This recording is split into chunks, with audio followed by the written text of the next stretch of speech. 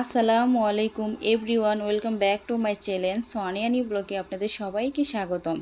ময়দা দিয়ে নরম তুলতুলে হোটেল স্টাইলে পরোটা আপনারা কিভাবে খুব সহজে বাসায় তৈরি করবেন সেই রেসিপিটি আজ আমি আপনাদের সাথে শেয়ার করব। রেসিপিটিতে চলে যাওয়ার আগে আপনাদের কাছে আমার একটাই রিকোয়েস্ট, প্লিজ আমার চ্যানেলটা সাবস্ক্রাইব করে দিবেন, পাশে থাকা বেল বাটন প্রেস করবেন। আর হ্যাঁ, আজকের রেসিপিটি যদি ভালো লেগে থাকে তাহলে প্লিজ একটা লাইক দিবেন, শেয়ার করবেন আপনার প্রিয়জনদের সাথে। পরোটাটি তৈরি করতে প্রথমে আমি একটা মিক্সিং বোল নিয়ে নিচ্ছি। এখন দিয়ে দিব মেজারমেন্ট কাপের 2 কাপ ময়দা। এখানে আজকে আমি ময়দাটা ইউজ করতেছি, আপনারা চাইলে আটাও ইউজ করতে পারেন। স্বাদ মতো কিছুটা লবণ দিয়ে দিব। এখন রান্নার যে রিফাইন্ড অয়েল সয়াবিন তেল, এটা আমি 2 টেবিল চামচ দিয়ে দিব। এখন হাত দিয়ে শুকনো উপকরণগুলো আমি মিক্সড করে নিব। 1 টেবিল চামচ চিনি দিয়ে দিলাম। এখন কুসুম গরম পানি আমি দিয়ে দিব। এখন এটা আমি পারফেক্ট একটা ডো বানিয়ে নিব। ডোটা বেশি নরমও হবে না, আবার শক্তও হবে না, মিডিয়াম হবে। এখন আমি আরও 1 টেবিল চামচ দিয়ে দিচ্ছি তেল। এখন হাত দিয়ে আমি আবার একটু মেখে নিব।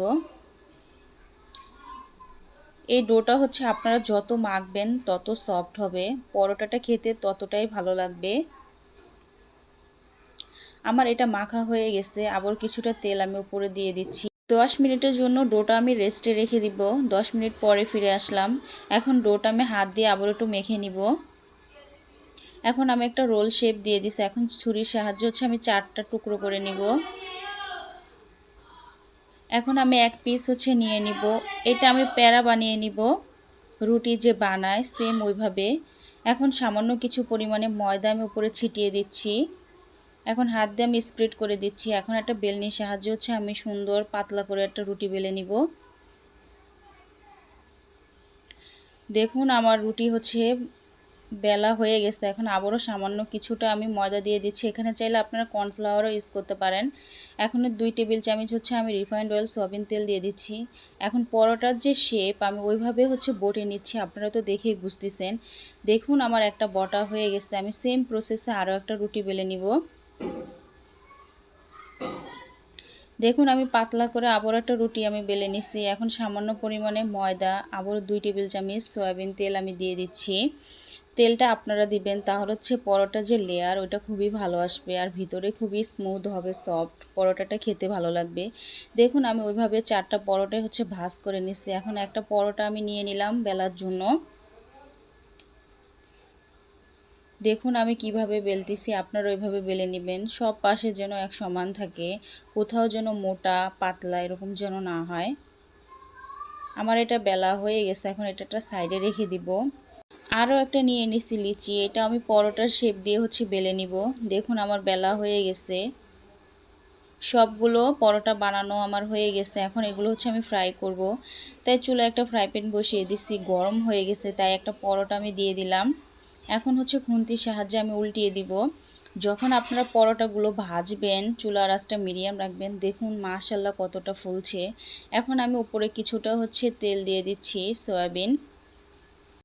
যখন আপনারা পরোটাগুলো ভাজবেন তখন একটা খুন্তির সাহায্যে চেপে চেপে আপনারা ভাজবেন, তাহলে সব জায়গায় সমানভাবে ভাজা হবে।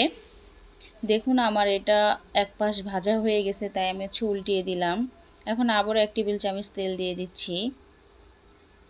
তেলটা আপনারা একবারে দিতে যাবেন না, অল্প অল্প করে দিবেন, তাহলে পরোটা খুব ভালো হবে ভাজা। এটা ভাজা হয়ে গেছে, তাই আমি এখন এটা নামিয়ে ফেলবো। এখন আরও একটা পরোটা আমি দিয়ে দিচ্ছি।